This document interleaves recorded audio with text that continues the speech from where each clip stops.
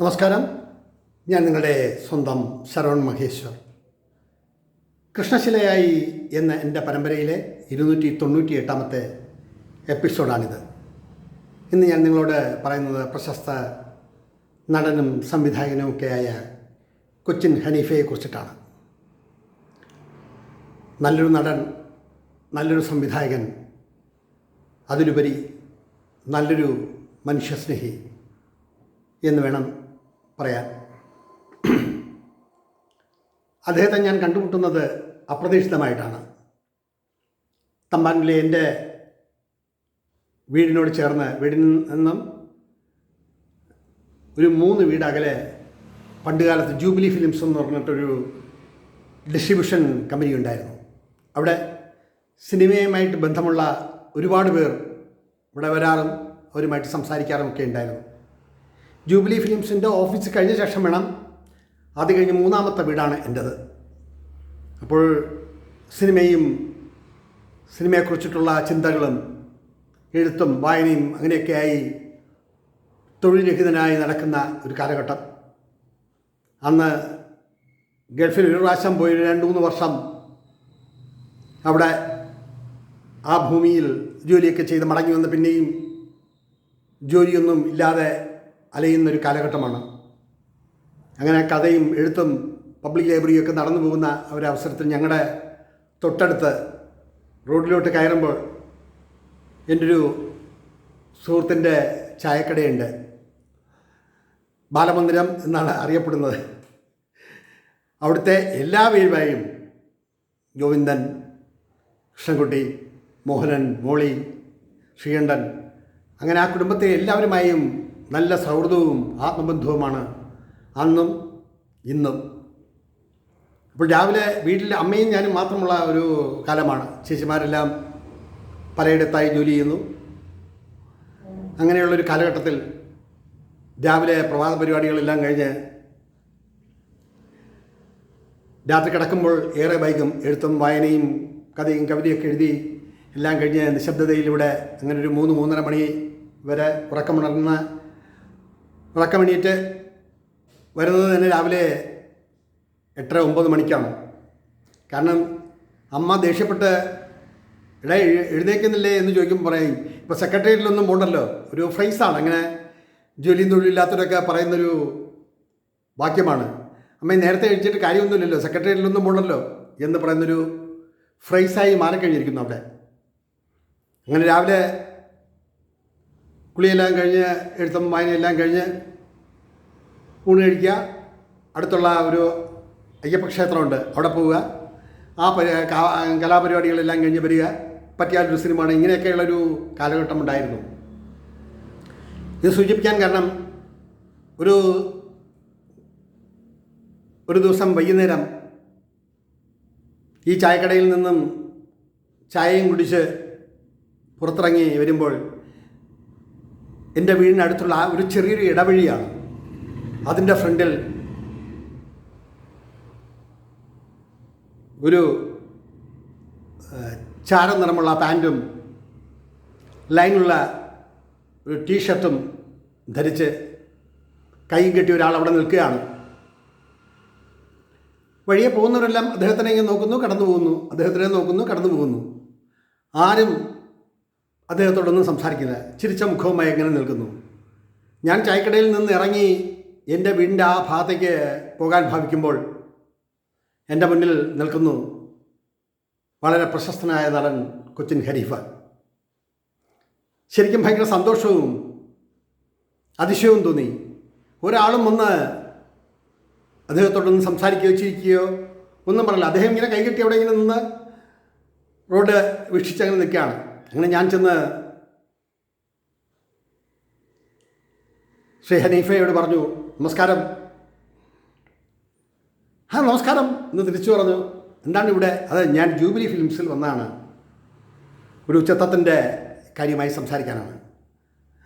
അപ്പോൾ ഞാൻ ഉടനെ തന്നെ നമ്മുടെ പഴംപുരാണങ്ങളെല്ലാം വിളമ്പിയ എഴുത്തുകാരനാണ്, ആനയാണ്, അതാണ് ഇതാണ് എന്നൊക്കെ പറഞ്ഞു.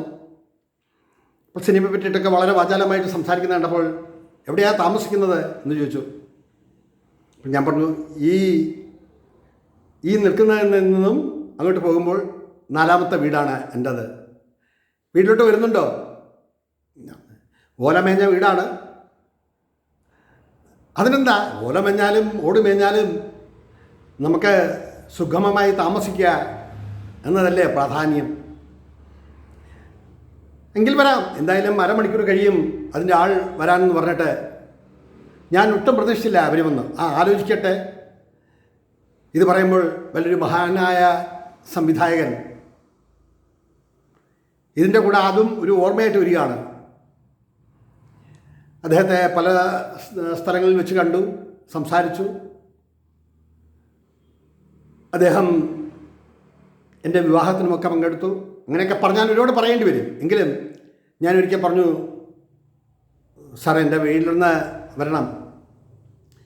ഇപ്പോഴെങ്ങും സമയമുണ്ടാകുമെന്ന് തോന്നുന്നില്ല. ഉടനെ ഞാൻ പ്രതികരിച്ചു, സാർ എന്തെങ്കിലും സമയമുണ്ടാവുമോ? ആലോചിക്കട്ടെ എന്ന് പറഞ്ഞു. വർഷം 20 കഴിഞ്ഞിരിക്കുന്നു. അദ്ദേഹത്തെ പലവണ കണ്ടിട്ടുണ്ടെങ്കിലും ഞാൻ എൻ്റെ വീട്ടിലോട്ട് ക്ഷണിച്ചില്ല. ഇതൊന്നും അഹങ്കാരമായിട്ടോ മോശമായിട്ടോ അല്ല. നമ്മൾ ഒരാളെ ക്ഷണിക്കുമ്പോൾ ഞാനൊരു ദിവസം വരാം, ഇന്ന് ചെറിയൊരു അസൗകര്യമുണ്ട് എന്ന് പറയുന്നതും വരാൻ കഴിയുമെന്ന് തോന്നുന്നില്ല എന്ന് പറയുന്നതും രണ്ടും രണ്ട് അർത്ഥതലമാണ്. അവിടെയാണ് ശ്രീ ഹനീഫയെ കണ്ടപ്പോഴുള്ള ആ തോന്നൽ. പണ്ട് നടൻ സുമാനിൻ്റെ അവിടെ പോയപ്പോൾ സാറേ എന്ന് വിളിച്ചത് ഓർമ്മയുള്ളതുകൊണ്ട് ഹനീഫ ചേട്ടാ, ഹനീഫ ഇക്ക അങ്ങനെയൊന്നും വിളിച്ചില്ല, മിസ്റ്റർ ഹനീഫ എന്ന് തന്നെയാണ് അഭിസംബോധന ചെയ്തത്. കുഴപ്പമില്ല, ഞാൻ വരാം എന്ന് പറഞ്ഞ് എൻ്റെ കൂടെ നടന്നു വന്നു. അപ്രതീക്ഷിതമായിട്ടുള്ള ആ വിളിയിലും ആ വരവിലും ഞാൻ അദ്ദേഹത്തിന് എന്താണ് വീട്ടിൽ നിന്നും കൊണ്ടു കൊടുക്കുക എന്നിങ്ങനെ ആലോചിച്ചു. അപ്പോൾ അമ്മയും ഞാനും മാത്രമേ ഉള്ളൂ. കയറി. അപ്പോൾ ഞാൻ പറഞ്ഞു, അതാണ് എൻ്റെ വീട്, പരിമിതമായ സൗകര്യങ്ങളൊക്കെ ഉള്ളൂ. അപ്പോൾ നമുക്ക് ഈ കിണറ്റിൻ വക്കിലിരുന്ന് സംസാരിച്ചാലോ? അതാ എനിക്ക് സന്തോഷം. നല്ല ആകാശവും ഭൂമിയും ചുറ്റുപാടുമെല്ലാം കാണാമല്ലോ എന്ന് പറഞ്ഞപ്പോഴും വളരെ വിനയം തോന്നി. അവിടുന്ന് ഞാൻ പെട്ടെന്ന് വീടിനകത്തേക്ക് കയറി ചെന്ന് അമ്മയോട് പറഞ്ഞു, അമ്മേ, വളരെ പ്രശസ്തനായിട്ടുള്ള ഒരാളാണ്, ഒരു നടനാണ് വന്നിരിക്കുന്നത്, ചായ ഇട്ട് കൊടുത്താലോ? അപ്പോൾ അത് വേണ്ട, ചായയൊക്കെ ഇട്ട് വരുമ്പം താമസിക്കില്ലേ, അലമാരയ്ക്കകത്ത് ടാങ്ക് ഇരിപ്പുണ്ടടാ, അത് ഒരു ഗ്ലാസ് കലക്കി കൊണ്ട് കൊടുക്കൂ. അങ്ങനെ ഒരു ഗ്ലാസ് ടാങ്കുമായി ഞാൻ മടങ്ങി വന്ന് അദ്ദേഹത്തിന് കൊടുത്തു. അദ്ദേഹം അത് കുടിച്ചു. കുറച്ച് കഴിഞ്ഞപ്പോൾ അമ്മ ഇറങ്ങി വന്നു. ഞാൻ പറഞ്ഞു, ഇതാണ് എൻ്റെ അമ്മ. അമ്മയെ കണ്ടതും ആ കിണറ്റ് വക്കിൽ നിന്നും അദ്ദേഹം എണീറ്റ് തൊഴുതു. ഇവിടെയൊക്കെ നോട്ട് ചെയ്യേണ്ട ഒരു പോയിൻ്റ്, ഒരാളോട് ഏത് തരത്തിൽ എങ്ങനെ പെരുമാറണം എന്നുള്ള ചിന്തയാണ്. അങ്ങനെ ഞാൻ കഥ എഴുതുന്ന കാര്യത്തിനെ പറ്റിയും ഞാൻ മുമ്പൊരു തിരക്കഥ എഴുതിയ കാര്യത്തെപ്പറ്റിയും ശ്രീ പത്മശ്രീ തൃക്കുറിശ്ശി സുമാരൻ നായരെ കണ്ട കാര്യവും അദ്ദേഹം അവതാരി എഴുതിയ കാര്യവും അത് പുസ്തകമാക്കി മാറ്റിയ കാര്യവും ഇതെല്ലാം ശ്വാസം വിടാണ്ട് പറയുകയാണ്. കാരണം എന്തെങ്കിലും ഒരു ചാൻസ് കിട്ടിക്കഴിഞ്ഞാൽ നമുക്ക് വർക്ക് ചെയ്യാമല്ലോ. ഇന്നത്തെ ചിന്തയല്ല, അന്നത്തെ ചിന്ത. അങ്ങനെ അതെല്ലാം പറഞ്ഞു, അതെല്ലാം കേട്ടിച്ചിരിച്ചു. ഈ കേട്ടിച്ചിരിക്കുന്നതിനിടയിലും വലത് കൈ ഇടത് കൈയുമായിട്ട് ചുറ്റിപ്പിടിച്ച് ആ ഇട്ടിരുന്ന ടീഷർട്ട് ഇങ്ങനെ മടക്കി മടക്കി മടക്കി അദ്ദേഹം ഇരിക്കുകയാണ്. ഏകദേശം ഒരു 10-15 മിനിറ്റ് സംസാരിച്ചു കഴിഞ്ഞപ്പോൾ അദ്ദേഹം പറഞ്ഞ ചില കാര്യങ്ങൾ, സിനിമയെന്ന് പറയുന്ന സ്വപ്നലോകത്തിൽ എത്തിപ്പെടുക എന്ന് പറയുന്നത് വലിയൊരു കഠിനമായ തപസ്സാണ്. ഞാനൊക്കെ ഇന്ന് ഇതുവരെ വന്നെത്തിയത് ഒരു രാത്രിയും ഒരു പകലും കൊണ്ടല്ല ശരവണ. ഒരുപാട് കഷ്ടപ്പാടുകൾ, പട്ടിണിയും ബുദ്ധിമുട്ടും പ്രയാസങ്ങളും ഒക്കെ ശരിക്കും അനുഭവിച്ചറിഞ്ഞിട്ടുള്ളൊരു വ്യക്തിയാണ് ഞാൻ. പഠനം പൂർത്തിയാക്കാതെ മദ്രാസിൽ സിനിമാമോഹവുമായി പോയ ഒരുപാട് അനുഭവങ്ങൾ ഓർമ്മയിൽ വരുന്നു. ഒന്നുകൊണ്ടും നിങ്ങൾ നിരാശപ്പെടേണ്ട കാര്യമില്ല. നിങ്ങൾക്ക് എഴുതാനും അതിനെക്കുറിച്ച് അറിയാനും ഇത്രയും ചെറുപ്പത്തിൽ തന്നെ ഒരു തിരക്കഥ എഴുതാനും ഒക്കെ നിങ്ങൾക്ക് കഴിഞ്ഞുവെങ്കിൽ തീർച്ചയായും സിനിമയുടെ വെള്ളി വെളിച്ചത്തിൽ നിങ്ങൾക്ക് ശോഭിക്കാൻ കഴിയും. അത് ചിലപ്പം കാലമെടുത്തുന്നതിനും, ചിലപ്പം 10 വർഷമായിരിക്കും, ചിലപ്പം 15 വർഷമായിരിക്കും. അതൊന്നും നമുക്ക് പറയാൻ പറ്റില്ല.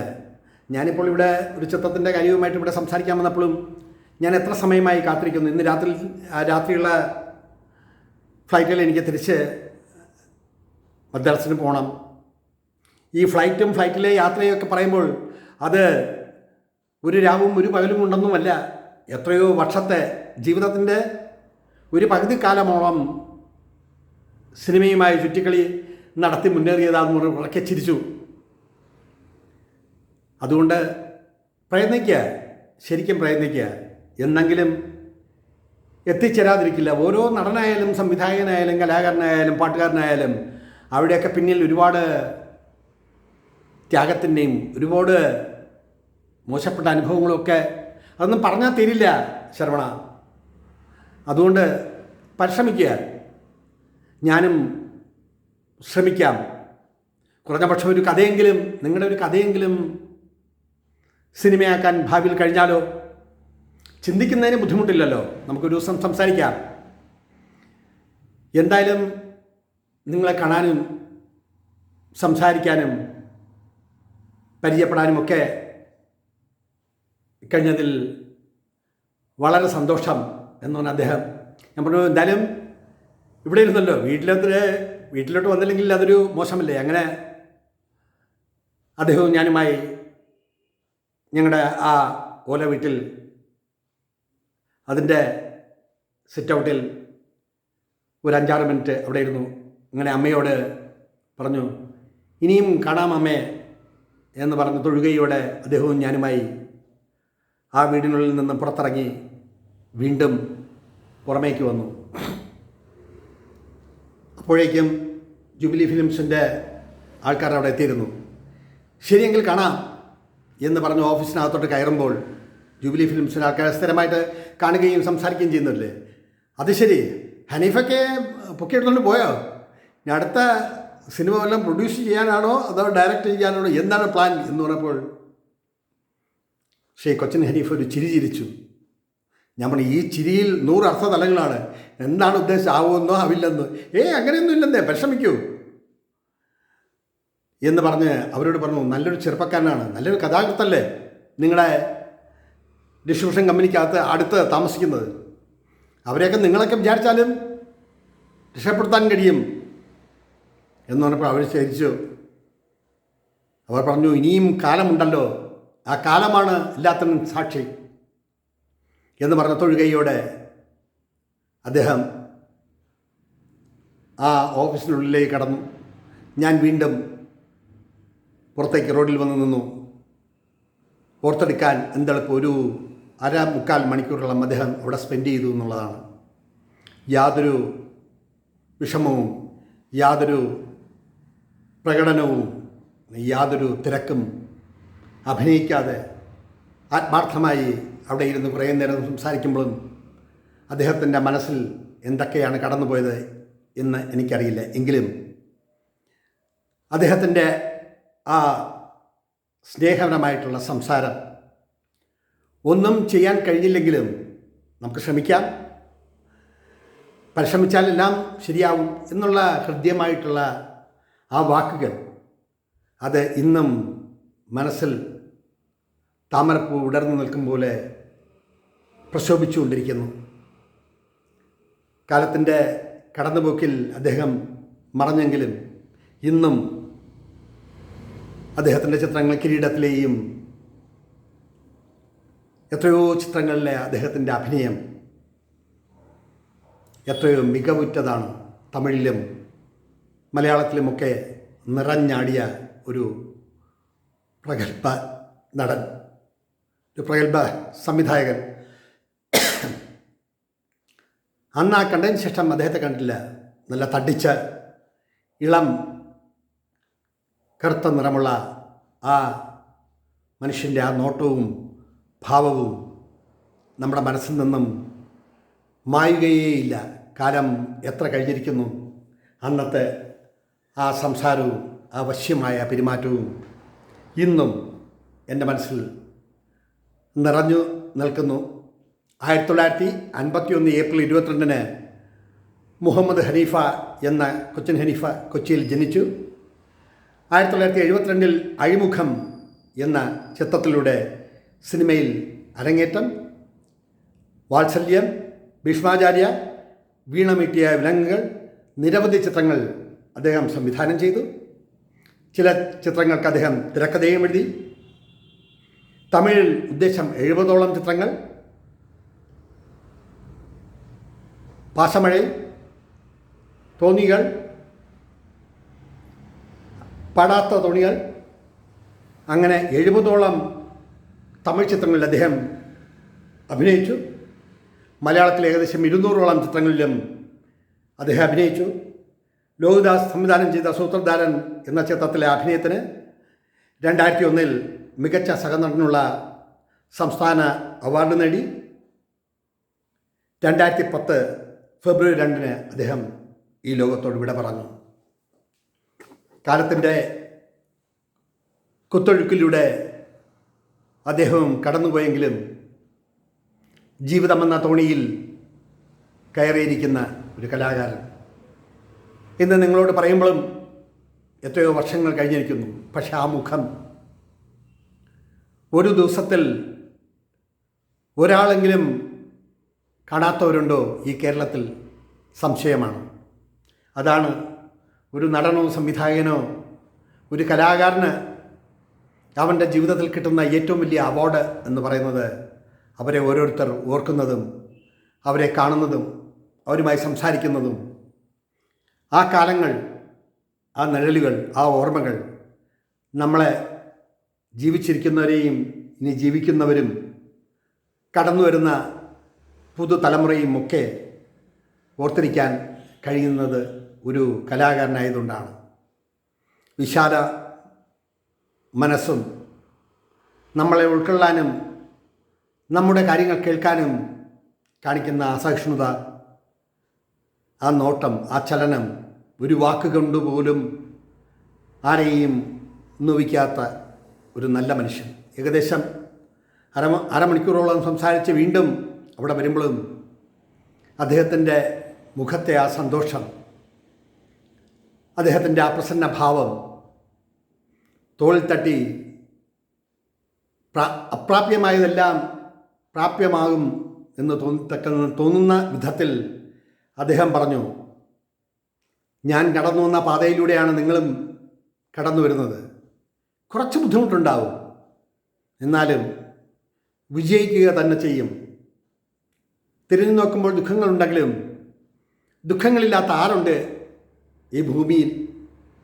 ഇന്ന് ഞാൻ ഇത്രമാത്രം ഒരുപാട് തിരക്കും പടങ്ങളും ഇതെല്ലാം ഉണ്ടെങ്കിലും ഞാൻ ഇന്ന് നോക്കൂ, നിങ്ങൾ ഇവിടുത്തെ ഈ ഡിസ്ട്രിബ്യൂഷൻ കമ്പനിയിലെ ആളിനെ കാണാൻ വേണ്ടി ഇത്രയും സമയം ഞാൻ ചെലവഴിച്ച് നിൽക്കുന്നത്. അപ്പോൾ ജീവിതത്തിൻ്റെ കയറ്റവും ഇറക്കവും അതിനിടയിൽ നമ്മൾ കണ്ടുമുട്ടുന്ന നൂറുകണക്കിന് പേർ, അതിൽ ഒരാളുടെ മനസ്സിൽ ഒരാൾ കടന്നുകൂടുക എന്ന് പറയുന്ന ചെറിയ കാര്യമൊന്നുമില്ല, നിസ്സാര കാര്യമൊന്നുമല്ല. ഇന്ന് ഞാനിത് നിങ്ങളോട് പറയുമ്പോൾ ആ വലിയ കലാകാരൻ്റെ മനസ്സിന് വിശാലമായ ഒരു തങ്ക തളികയായിട്ടാണ് എൻ്റെ മനസ്സിൽ അനുഭവപ്പെടുന്നത്. കാലം അദ്ദേഹത്തെ ഇവിടുന്ന് വിളിച്ചുവെങ്കിലും മനുഷ്യ മനസ്സിൽ ഇന്നും നിറഞ്ഞു നിൽക്കുന്ന ഒരു ബഹുമുഖ പ്രതിഭയാണ് ശ്രീ കൊച്ചിൻ ഹനീഫ. ഇത്രയും പറഞ്ഞുകൊണ്ട് അദ്ദേഹത്തെക്കുറിച്ചിട്ടുള്ള ഈ എപ്പിസോഡ് ഇവിടെ നിർത്തട്ടെ. നന്ദി, നമസ്കാരം.